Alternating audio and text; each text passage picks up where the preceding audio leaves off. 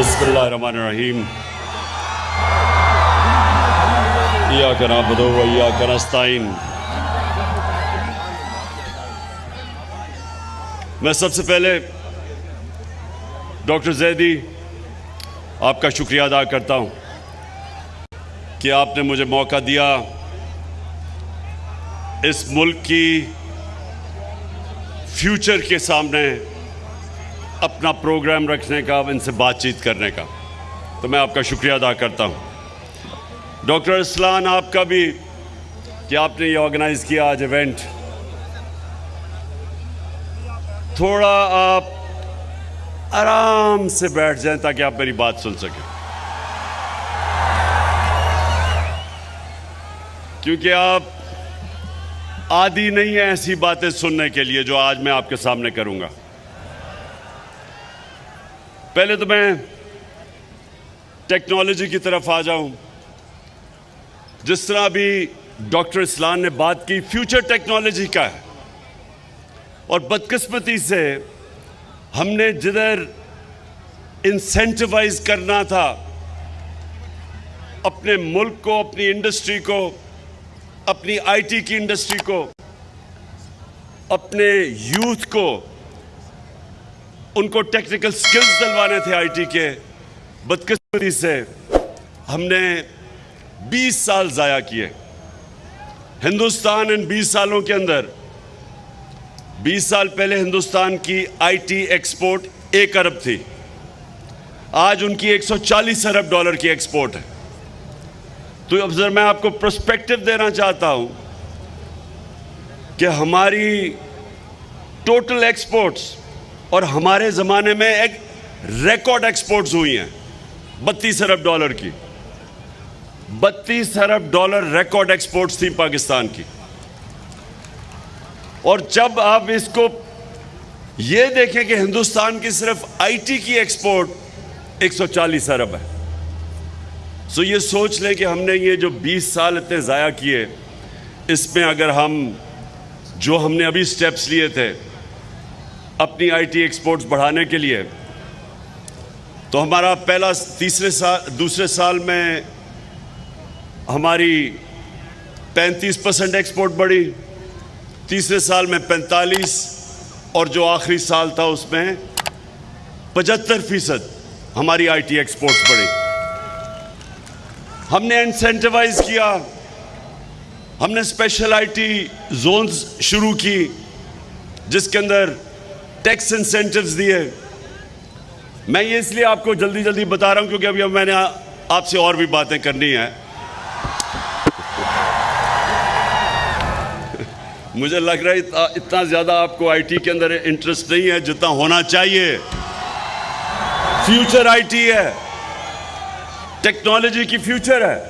अभी इसने अरसलान ने आपको कहा कि एक छोटी सी आईटी कंपनी ने 20 अरब डॉलर की अपनी आईटी की कंपनी बेची है। छोटी सी कंपनी।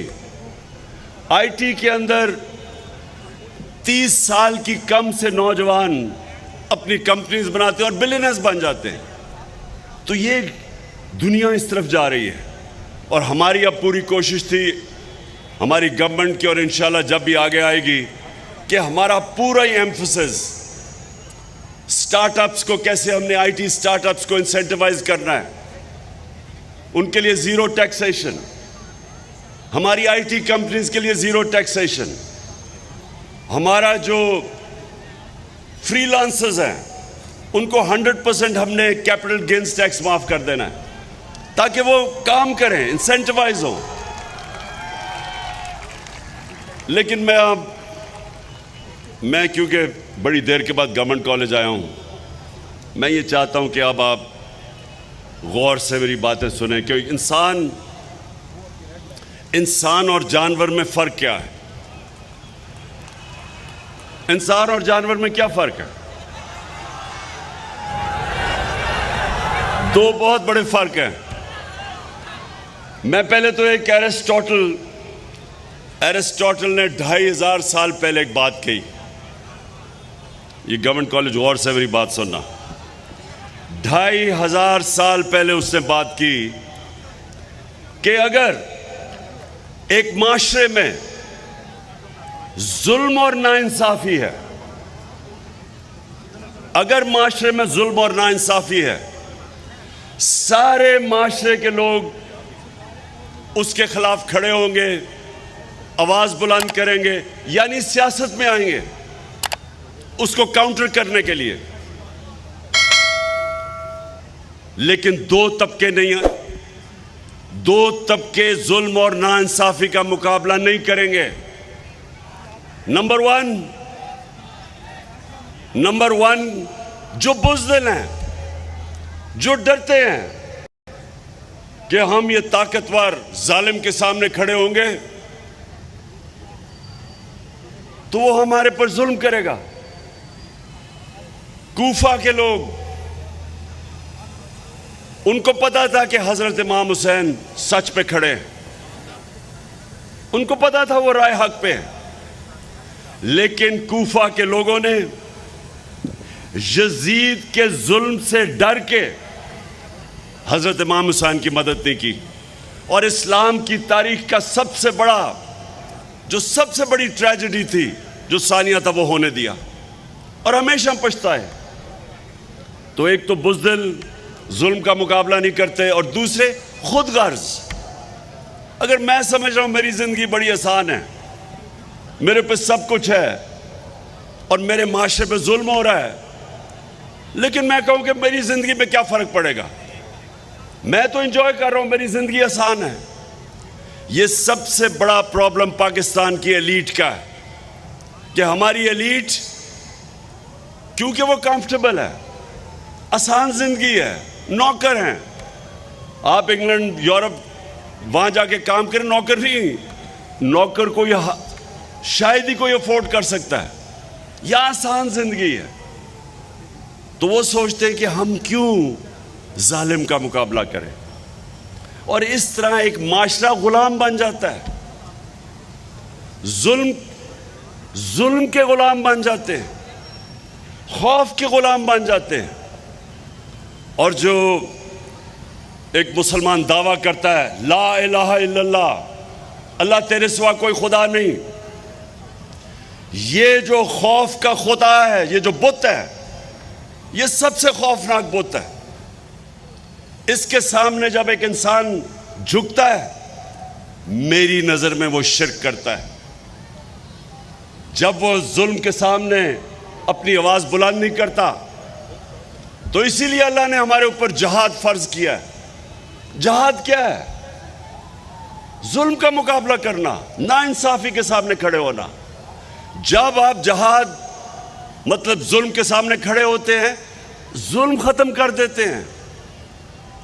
اب یہاں کیا ہوا ہے پاکستان میں؟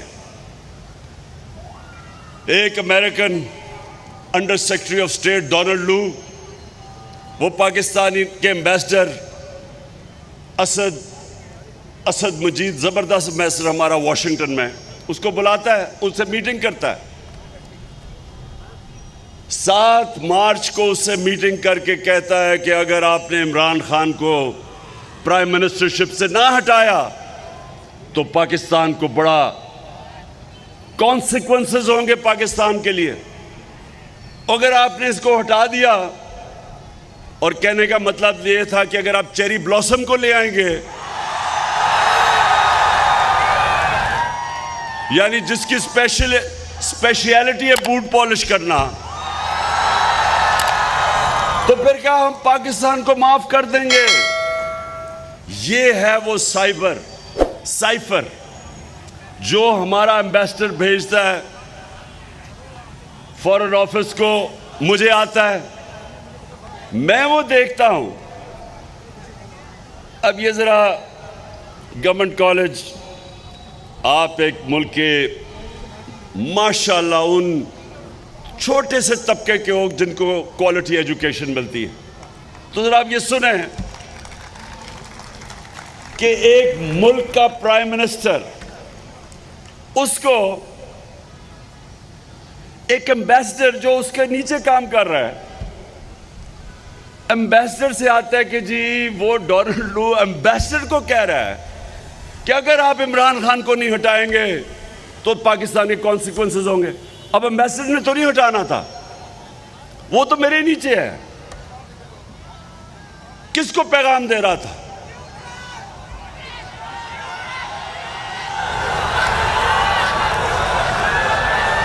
میں ذرا گورنمنٹ کالج کے سیاسی شعور پوچھنا چاہتا ہوں، کس کو پیغام دے رہا تھا؟ سمجھ گیا ہوں، ماشاءاللہ. پہلا ٹیسٹ، پہلا امتحان پاس کر گئے ہو آپ. اچھا، اس کے بعد سنیں ذرا، 7 کو، ایک منٹ سنیں 7 کو، وہ بعد میں آئے گا، بعد میں آئے گا، پہلے میں ذرا یہ ڈیل کر لوں.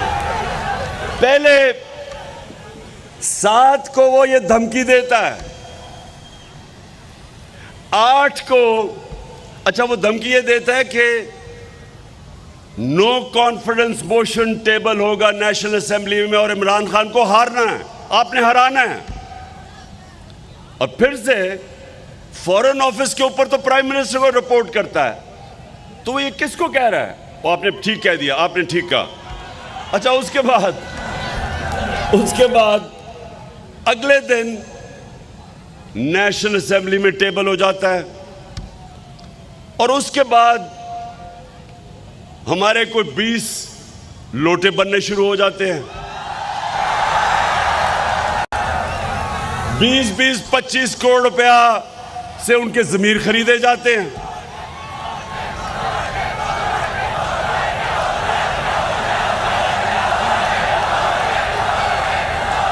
اور پھر ہمارے جو اتحادی وہ باری باری جانا شروع ہو جاتے ہیں. اس سے پہلے امریکن ایمبیسی ان لوگوں کو جو ہمارے لوٹے ہوتے ہیں ان میں سے جو چند بڑے لوٹے ہیں ان کو بنانا شروع کر دیتے ہیں. میں آج دیکھیں کہ آپ کی فیوچر ہے، آپ فیوچر لیڈرز ہیں. آپ کو سمجھنا چاہیے کہ کوئی بھی قوم جو اس طرح کی غلامی کرتی ہے اس کا کوئی فیوچر نہیں ہے. آپ کا جو یہ سب سے جو اسٹوڈنٹ اس گورنمنٹ کالج سے نکلا، جو میرے نظریاتی رول ماڈل، جو شاید ہی مسلمان دنیا میں 500 سال میں اس طرح کا ایک ذہن آیا تھا، انٹلیکچوئل آیا تھا، ڈاکٹر علامہ اقبال. علامہ اقبال، ان کی اگر آپ فلسفہ اور شاعری پڑھیں، اس کی بنیاد کیا ہے؟ وہ ایک غلام ہندوستان کے مسلمانوں کو جگانے کی کوشش کر رہے تھے، اور وہ یہ کہہ رہے تھے کہ غلام کی کوئی پرواز نہیں ہوتی. اقبال کا شاہین تو وہ بنتا ہے جو اپنی زمین کی زنجیریں توڑ دیتا ہے. جب تک آپ غلامی کی زنجیریں نہیں توڑیں گے، اقبال کا شاہین نہیں بن سکتے، آپ بڑے کام نہیں کر سکتے. آپ کی پرواز دوسرے انسانوں سے اوپر نہیں جا سکتی. اور مجھے جو مولانا رومی کی بات میں ہمیشہ اپنے نوجوانوں کو بتاتا ہوں، مولانا رومی کہتے ہیں کہ جب اللہ نے تمہیں پر دیے ہیں تو چونٹیوں کی طرح زمین پہ کیوں رینگ رہے ہو؟ ان ادر ورڈز، اللہ نے انسان کو اشرف المخلوقات بنایا ہے، سب سے عظیم مخلوق. فرشتوں کو کہا انسان کے سامنے جھکو، اور جب وہ نہیں جھکا شیطان، تو اللہ نے شیطان کو کہا کہ تمہیں بھی نہیں پتا کہ میں نے کتنی صلاحیت دی ہے انسان میں. کہنے کا مقصد یہ ہے کہ ہم سب کو اللہ نے پر دیے ہوئے ہیں. ہماری پرواز اوپر جا ہی نہیں سکتی جب تک ہم آزاد نہیں ہوتے. اور آزادی، جو میں حقیقی آزادی کی بات کرتا ہوں، ایک تو انگریز کی غلامی تھی، اس سے تو قربانیاں دے کے اور ہمارے گریٹ لیڈر قائد اعظم نے نکال دیا. لیکن ابھی دوسری غلامی ہے جسے نیو کلونیلزم کہتے ہیں. آپ کو فتح کیے بغیر آپ کو غلام بنا دیتے ہیں، آپ کو کنٹرول کرتے ہیں، آپ کو حکم دیا جاتا ہے. اس امپورٹڈ حکومت کو حکم دیا جاتا کہ روس سے تیل نہیں لینا. ہندوستان ہمارے ساتھ آزاد ہوا تھا, وہ 40% کم قیمت پہ روس سے تیل لے رہا ہے.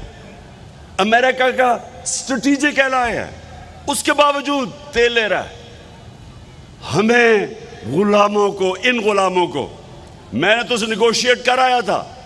یہ حماد میرا پیٹرولیم منسٹر تھا, ہم تو روس جا کے نیگوشیٹ کر رہے تھے کہ سستا تیل بھی لیں گے, سستی گندم بھی لیں گے روس سے.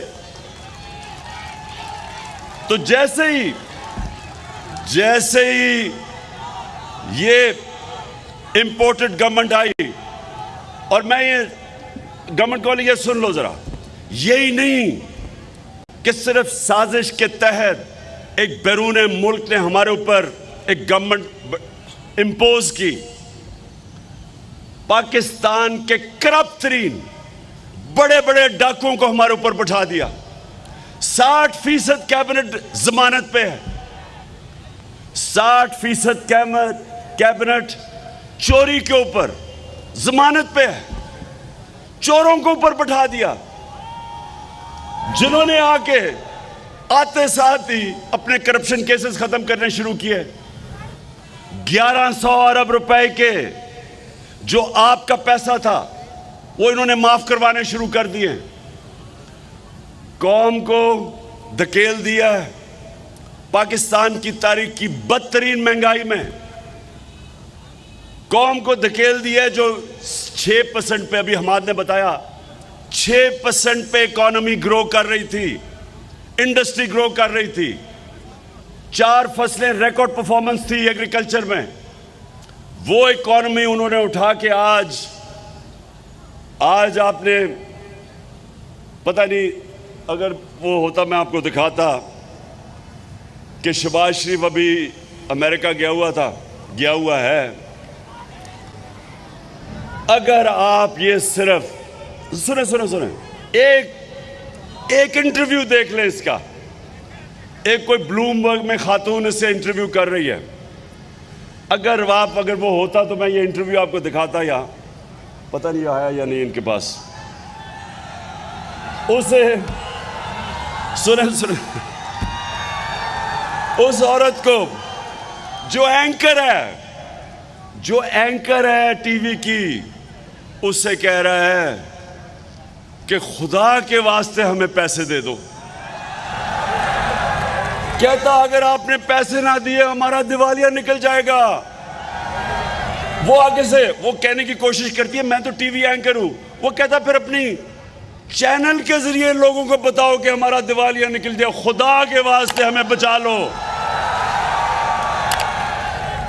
تو وہ ملک 5 مہینے پہلے اکنامک سروے آف پاکستان کے مطابق جو انہوں نے پبلش کی ہے, جس کے اندر 17 سال کے بعد پاکستان کی بہترین پرفارمنس تھی, وہ ملک کا آج پرائم منسٹر کہہ رہا ہے کہ جی ہم اپنے قرضے نہیں واپس کر سکتے, ہمارا دیوالیہ نکل گیا ہے, خدا کے واسطے ہمیں پیسے دے دو. وہ بھی آپ نے نہیں سنا اس کا کہیں کہ میں مانگنے نہیں آیا لیکن میں مجبور ہوں. تو گورنمنٹ کالج دیکھیں, یہ اگر ان لوگوں کو ہم اپنے اوپر تسلیم کر لیتے ہیں, میں آپ کو یقین دلاتا ہوں کہ جو ملک اپنی آزادی رائے حق پہ کھڑا نہیں ہوتا, ناانصافی کا مقابلہ نہیں کرتا, تو اللہ قرآن میں کہتا ہے کہ میری زمین پہ نکل کے دیکھو کتنی قومیں میں نے تباہ کی جو میرے حکم پہ نہیں چلی. قومیں رہتی نہیں ہیں. میری زندگی کے اندر پاکستان ٹوٹا, ہم نے ایسٹ پاکستان سے انصاف نہیں کیا. ہم نے ان کو جس طرح رکھا, ایسٹ پاکستان میں یونینمس تھی ووٹ 1947 میں پاکستان میں شامل ہونے کی. 99% ایسٹ پاکستان کے لوگوں نے پاکستان کے لیے ووٹ دی تھی. ہم نے ان سے انصاف نہیں کیا. وہ ہمارے سے ملک, میری زندگی میں ملک ٹوٹا. اور اب اگر یہ چور ہمارے اوپر مسلط ہو گئے، جن کے لیڈر بیٹھے ہوئے ہیں باہر، اربوں روپے کی پراپرٹیز میں باہر بیٹھے ہیں، پاکستان آتے ہیں حکومت کر کے لوٹ کے پیسہ پھر باہر چلے جاتے ہیں. کسی قوم، کوئی مجھے ایک مثال بنا دے ملک جس کے 3 دفعہ پرائم منسٹر باہر بیٹھا ہوا ہے، بیٹے کہتے ہیں ہم پاکستان کے شہری نہیں ہیں، کیونکہ وہ بتا نہیں سکتے کہ اربوں روپے کی پراپرٹیز کدھر سے آئیں ان کے پاس، تو کہتے ہیں ہم برطانیہ شہری ہیں. اب جو آ رہا ہے پاکستان کا سب سے بڑا کون مین اسحاق ڈار،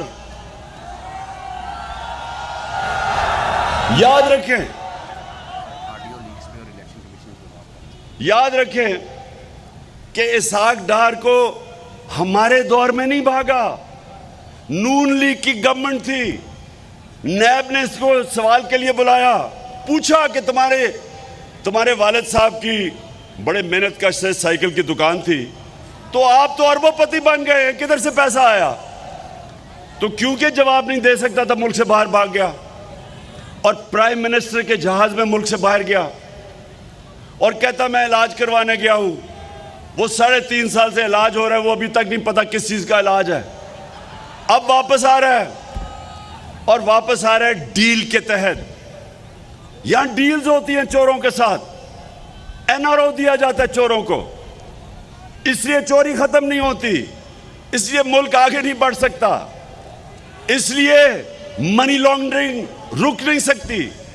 تو اب وہ واپس آ رہا ہے.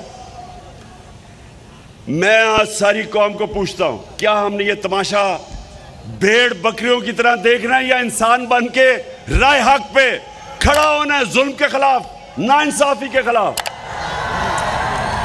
اور ابھی ایک پہلے وکی لیگ سے شروع ہوئی تھی بات، پھر ڈان لیگز آئی، اب ایک نئی آڈیو لیگز آ گئی ہے.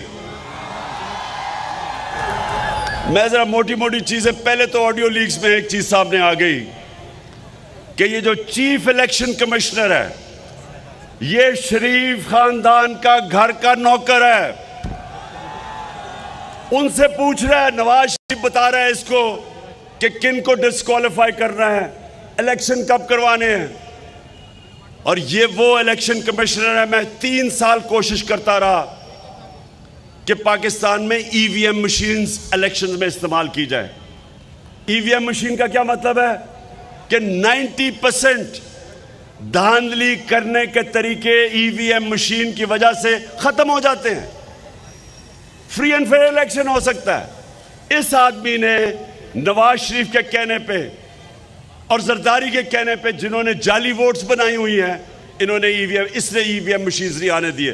تو آج تو اگر اس پہ تھوڑی سی بھی، یہ جو آڈیو لیکس ہوئی ہیں، تھوڑی سی بھی اس میں شرم اور حیا ہو تو آج ریزائن کر دے. لیکن کیونکہ اس میں شرم اور حیا نہیں ہے تو اس کو ہمیں ریزائن کروانا پڑے گا.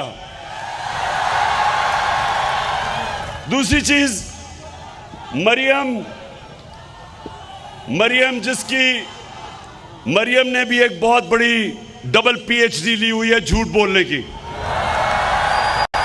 لندن تو چھوڑو، میری تو بیچاری پاکستان میں بھی کوئی پراپرٹی نہیں ہے. تو بعد میں پتہ چلتا ہے، بھائی کہتا ہے یہ جو 4 بڑے بڑے مے فیئر کے محلات ہیں، اس کی مالکہ مریم ہے.